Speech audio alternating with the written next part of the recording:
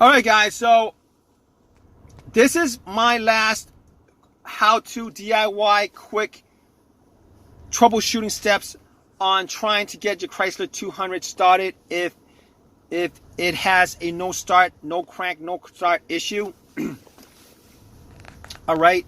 So I don't know why this is, but a lot of cars, and this is not just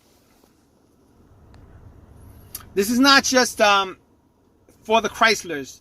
I've heard this happening to BMWs and a variety of cars, but particularly for BMWs. All right. Now, apparently, when Chrysler hooked up, Chrysler hooked up with Mercedes-Benz, and Mercedes-Benz owns BMW. I'm not sure, whatever it is.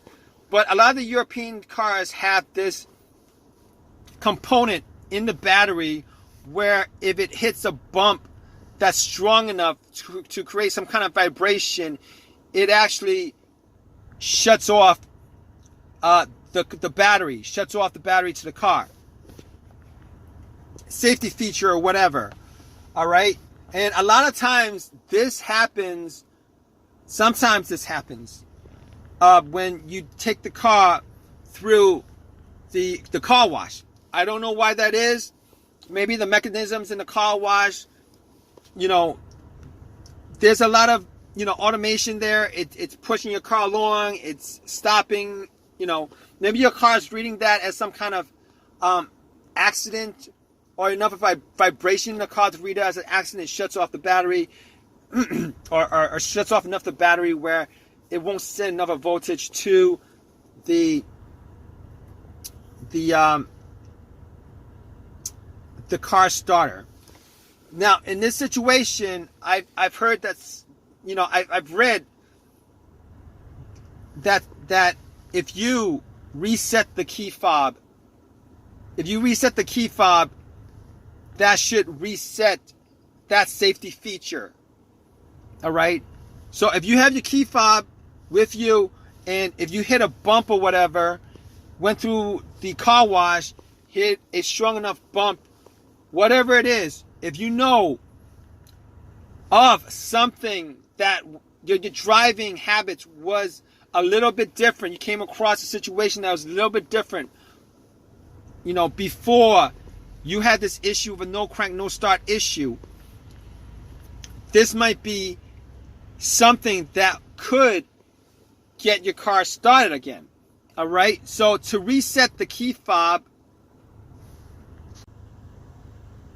All right, guys. So to set the key fob, what you would need to do, reset the key fob, is what you need to do is you need to press the lock and unlock button on the key fob together simultaneously for a good 10 seconds. All right. Release both at the same time. Then press the lock twice. 1, 2, and then press the unlock once. All right. Then you guys can try to start your car. Hopefully that works.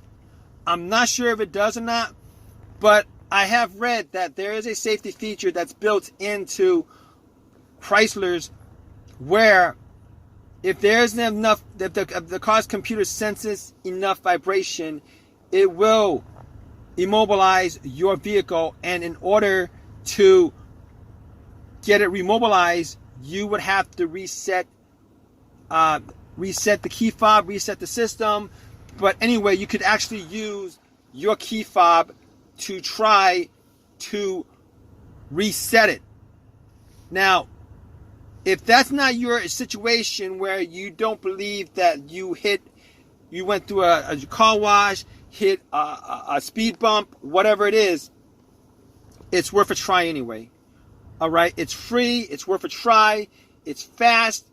You can just eliminate that as the issue. If it works, it works. If it doesn't, go on to the next thing that you could do to try to get your car started.